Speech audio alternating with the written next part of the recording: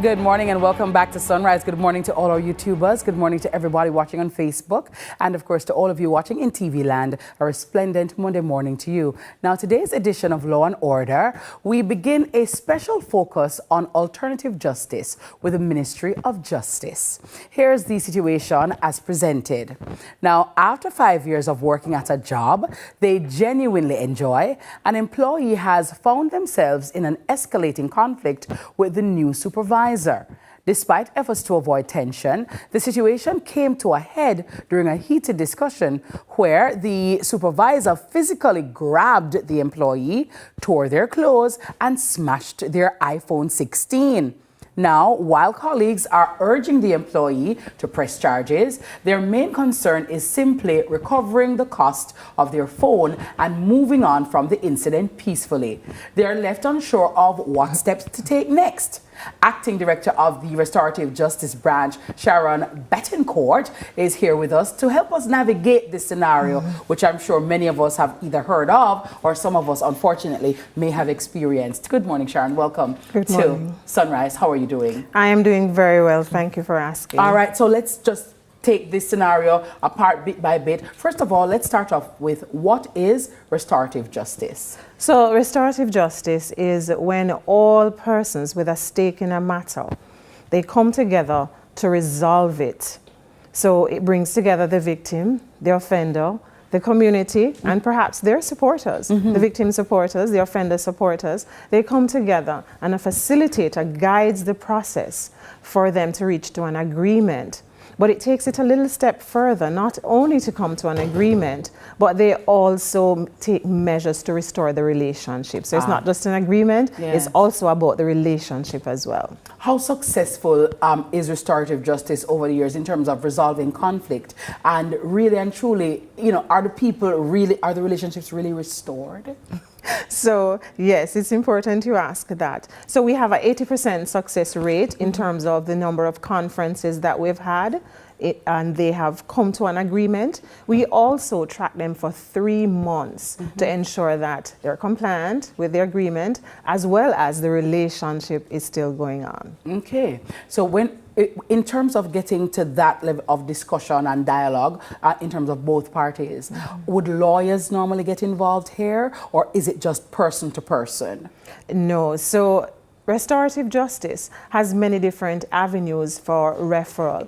And in the case of the supervisor and the employee, this is at the pre-charge level. So a community person self can walk in and refer the supervisor, the employee, any person, even the police can make referrals at the pre-charge level. And that's where this case is. So they can come in, make the referral. We will make contact with all parties, and we will have what is called a pre-meeting and engage all persons, advise them what is restorative justice, what is expected, what to look forward to, and then we come to the day when we have the conference with all parties and the facilitator guides that process. And all the issues are ventilated. Right. How does one contact the restorative justice branch, and is there a fee?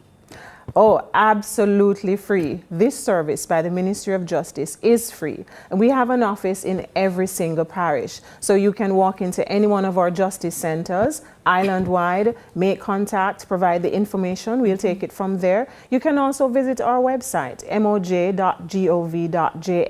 and look for the nearest center to you. You can also reach us on 888-JUSTICE, as well as we're on social media, MOJ Official, at MOJ Official JM. I'm happy that you mentioned that, because my next question was going to be, is it available across the length and breadth of Jamaica? Because many times, you know, you hear these fancy things and these niceties. It just seems like it's just in Kingston or the major cities, towns and cities. And then people who are maybe in rural areas who are facing these same issues, they don't have anywhere to go to ventilate their issues and their problems. So right. So we're across the length and breadth of Jamaica.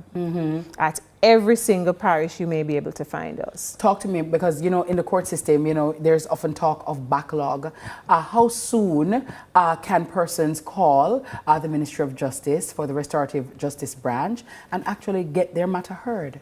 So if you call us today, we will begin to make contact and begin, because it's a process. Yes. So you may not have the conference today, but if you call us today, we will begin making the contact, because there are other persons involved, the offender and the support personnel and the facilitator. And so we will make contact, and then when all parties are available, then we will come together and have that conference. But within 24 hours, we will be able to make contact with you. Oh, wow. Nice. So they just call and say what, for example, Sharon? Like, I'm the person in this, I'm the aggrieved party in that scenario, and message, no star, say, me no really want to go to jail, but I want my phone, I want my thing.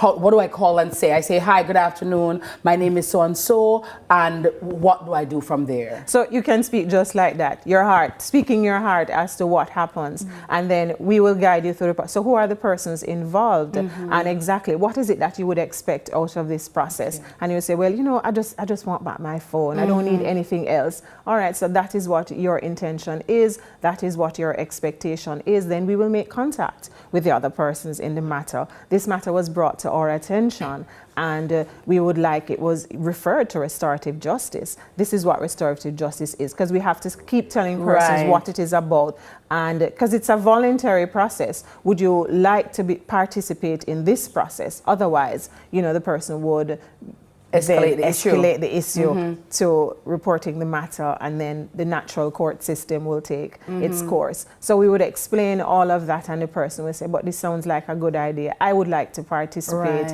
And then we will bring you together, and then we will ventilate, because sometimes it's just persons just want to be heard. True.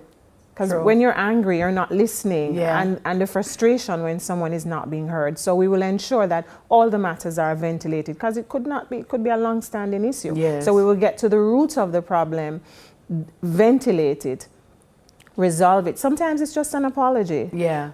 Sometimes somebody just wants to say, I'm sorry. I'm sorry. Yeah. And that alone, when you see them melt, it takes the sting out of it. It takes the sting out of it, and they melt. So sometimes it's that, sometimes it's an apology plus, sometimes all kinds of issues. Finally, Sharon Betancourt, talk to me. Give us some tips on how to resolve workplace conflicts. So in workplace conflict, I would recommend, first of all, you can refer the matter to restorative justice. We will come in. We can do sensitization sessions, so persons are aware of what are some of the skills involved. But I would recommend have persons in a circle, not one over a desk looking on and as the leader. Have persons in a circle. Have them give each person an opportunity to speak. Do not allow one person to take command of the conversation and they're the only persons being heard, but allow each person to ventilate and state what their concerns are. Nothing that is said is foolish. Nothing that is said is ridiculous. Listen to each person, allow them to speak, and then you will be able to get to the roots of a problem. All right, very well articulated. Thank you so very much. Our guest this morning, Sharon Betancourt, Acting Director at MOJ's Restorative Justice Branch, right here on CVM Sunrise, focusing on some restorative justice. And it's available for everyone, so please do take it up if you need to. TK is up next with the morning news. Please do stay with us.